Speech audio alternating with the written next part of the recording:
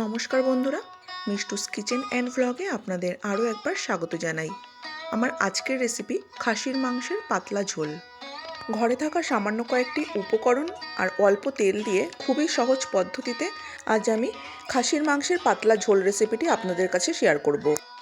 আসুন বন্ধুরা, দেরি না করে দেখে নেওয়া যাক আজকের রেসিপিটি। আমি প্রথমে 1 কেজি মাটন খুব ভালো করে পরিষ্কার করে ধুয়ে জল ঝরিয়ে নিয়েছি। এবার মটনটা ম্যারিনেট করার জন্য দিয়ে দিলাম 2 চামচ ধনে গুঁড়ো, 1 চামচ জিরে গুঁড়ো, 1 চামচ গোলমরিচ গুঁড়ো, 1 চামচ কাশ্মীরি লঙ্কার গুঁড়ো, দিয়ে দিচ্ছি 1 চামচ কাঁচা লঙ্কা বাটা, 1 চামচ আদা রসুন বাটা, 1 চামচ লবণ, 1 চামচ হলুদ গুঁড়ো। আমি আগে থেকে 200 গ্রাম টক দই খুব ভালো করে ফেটিয়ে রেখেছিলাম, সেটাও এর মধ্যে দিয়ে দিলাম। এবার এর মধ্যে দিয়ে দেব 2 চামচ সর্ষের তেল। মাটনের যে কোনো রেসিপি সর্ষের তেলে করলে স্বাদ আরও বেশি ভালো হয়। এবার সমস্ত উপকরণ খুব ভালো করে মেখে নেব। এইভাবে ম্যারিনেট করে রাখবো আমি 2 থেকে আড়াই ঘন্টা। আপনারা চাইলে 4-5 ঘন্টাও ম্যারিনেট করে রাখতে পারেন। এবার আমি গ্যাস অন করে একটি কড়াই বসিয়ে তার মধ্যে দিয়ে দিচ্ছি 4 চামচ সর্ষের তেল। আমি প্রথমে 2 চামচ সর্ষের তেল ব্যবহার করেছি আর এখানে 4 চামচ সর্ষের তেল ব্যবহার করলাম। আর কোনো তেল আমি এখানে ব্যবহার করব না। তেলটা গরম হয়ে গেলে আগে থেকে বড় বড় টুকরো করে কেটে রাখা আলু এর মধ্যে দিয়ে দিলাম আর ভাজার জন্য দিয়ে দিলাম সামান্য একটু লবণ আর হলুদ। গ্যাসের ফ্লেমটা হাইতে রেখেই আমি আলুর টুকরোগুলোকে 5 থেকে 6 মিনিট খুব ভালো করে লাল লাল করে ভেজে নেব। এতে করে আলুগুলো মোটামুটি 50% কুক হয়ে যাবে। আলুগুলো ভাজা হয়ে গেছে, এবার আমি আলুগুলোকে তুলে নেব। এবার ওই তেলের মধ্যে কিছু গরম মশলা ফোড়ন দেব। দিয়ে দিচ্ছি 2টো দারচিনি, 4টে এলাচ, 4টে লবঙ্গ আর 3টে তেজপাতা।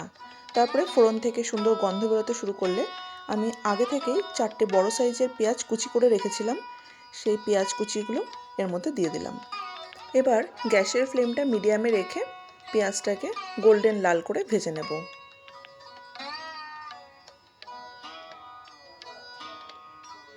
পেঁয়াজটা এখন গোল্ডেন লাল করে ভাজা হয়ে গেছে। এবার আমি এর মধ্যে দিয়ে দেব 2 চামচ আদা রসুন বাটা, 1 চামচ কাঁচা লঙ্কা বাটা, 1 চামচ জিরে গুঁড়ো, 1 চামচ ধনে গুঁড়ো, পরিমাণ মতো হলুদ গুঁড়ো আর দিয়ে দেব স্বাদ অনুযায়ী লবণ।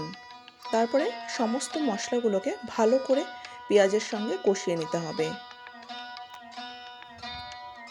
মশলা পেঁয়াজের সঙ্গে ভালো করে কষানো হয়ে গেলে, মানে যখন তেল ছাড়তে শুরু করে দেবে, তখন আগে থেকে আমি 3টে বড় সাইজের টমেটো পেস্ট করে রেখেছিলাম, সেই টমেটো পেস্টটা দিয়ে দিলাম।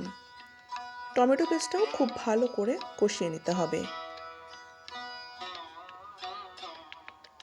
যখন মশলা থেকে তেল ছাড়তে শুরু করবে, তখন আগে থেকে ম্যারিনেট করে রাখা মাটনটা দিয়ে দিলাম। এবার খুব ভালো করে মশলার সঙ্গে মাটনটা মিশিয়ে নিতে হবে। আমি আজকে এই মাটনের রান্নাটা পুরোটা কড়াইতেই করব। আপনারা চাইলে এটা কিন্তু প্রেসার কুকারেও সিটি দিয়ে নিতে পারেন। তবে যেহেতু দই দিয়ে আগে থেকে ম্যারিনেট করা ছিল, তবে রান্নাটা খুব একটা বেশি দেরি হবে না। আমি কড়াইতেই করব। ভালো করে মাটনটা মশলার সঙ্গে মিশিয়ে নেওয়া হয়ে গেছে। এবার আমি ঢাকা দিয়ে 15 মিনিট কষিয়ে নেব। 15 মিনিট পর আমি ঢাকাটা খুলে নিলাম। খুলে নেওয়ার পর আরও একবার খুব ভালো করে নাড়িয়ে নেব। তারপরে আবারও আমি ঢাকা দিয়ে আরও 15 মিনিট এটাকে কষিয়ে নেব। 15 মিনিট হয়ে গেছে। এবার ঢাকাটা খুলে নিলাম। দেখুন তেলটা অনেকটা ছেড়ে এসছে, মানে মশলাটা খুব ভালো করে কষানো হয়ে গেছে। মশলা কষানোর সময় যত ঢাকা দিয়ে মশলাটা কষানো যাবে, তত মাংসের টেস্ট ভালো হবে আর মাংসটাও খুব ভালো সেদ্ধ হয়ে যাবে। এবার আগে থেকে যে আলু ভেজে রেখেছিলাম, সেই ভাজা আলুগুলোও এর মধ্যে দিয়ে দিলাম। আলুগুলোও খুব ভালো করে এই মাংসের সঙ্গে মিশিয়ে নেব। মাংসের সঙ্গে ভালো করে মেশানো হয়ে যাওয়ার পর আমি এর মধ্যে দিয়ে দেব পরিমাণ মতো গরম জল। এখানে গরম জলটাই ব্যবহার করতে হবে। ঠান্ডা জল ব্যবহার করলে মাংসর টেস্টটা ভালো আসবে না। তাই আমি আগে থেকে গরম জল করে রেখেছিলাম, সেই গরম জলটা এর মধ্যে দিয়ে দিলাম। তারপর নাড়িয়ে চাড়িয়ে আমি এটাকে ফুটে ওঠা পর্যন্ত অপেক্ষা করব। যেহেতু আমি এখানে পাতলা ঝোল রান্না করব, তাই আমি জলটা একটু বেশিই দিয়েছি। এখন ঝোলটা ফুটে উঠেছে। এবার আমি মিডিয়াম ফ্লেমে ঢাকা দিয়ে 30 মিনিট রান্না করে নেব। এতে করে মাংস আর আলু খুব ভালোভাবে রান্না হয়ে যাবে। 30 মিনিট পর আমি ঢাকাটা খুলে নিলাম। দেখুন মটনের ঝোল কিন্তু আমার একদম রেডি। সব শেষে আমি দিয়ে দিলাম 2 চামচ গরম মশলা গুঁড়ো। তারপর খুব ভালো করে মিশিয়ে আমি গ্যাসের ফ্লেমটা অফ করে ঢাকা দিয়ে কিছুক্ষণ স্ট্যান্ডিং টাইমে রেখে দেবো। তারপরে আমি আপনাদের সার্ভ করে দেখাচ্ছি। দেখুন বন্ধুরা, খাসির মাংসের পাতলা ঝোল কিন্তু আমার একদম রেডি। দেখতে কতটা সুন্দর হয়েছে, কতটা লোভনীয় হয়েছে, আর খেতে কিন্তু খুবই ভালো হয়। সামান্য কয়েকটি ঘরে থাকা উপকরণ দিয়েই এটি তৈরি করা যায়, দেখলেন।